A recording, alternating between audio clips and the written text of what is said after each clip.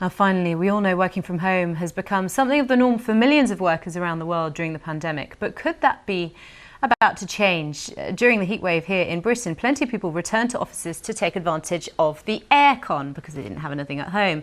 Might we see the same for heating this winter? Well, to answer that question is Adam Strudwick, who is a commercial workplace architect with Perkins&Will London. Thank you so much for joining me, Adam. This is an interesting one. Do you really think things are that bad that people are going to go to their office in order to keep their bills lower at home? Well, I hope not. I hope people are going back to the office for more than just warmth. There's lots of reasons for people to return to the office, and they have done really since the start of the year.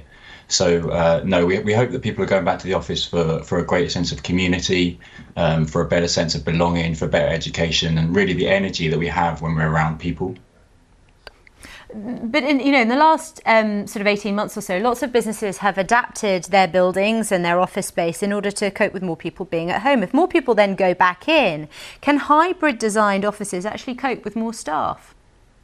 I think they can. Most organisations have made major or sometimes minor tweaks to their workplaces to really suit people working in a different way now, and that's going to be something that continues into the future. Most workplaces are working in a way where people are using space in a much more adaptable and flexible way. So I think offices can take a greater headcount. I think most organisations want more people to come in, and I think there's enough space in our buildings, maybe too much space sometimes, to accommodate a greater headcount over the winter and hopefully beyond that as well.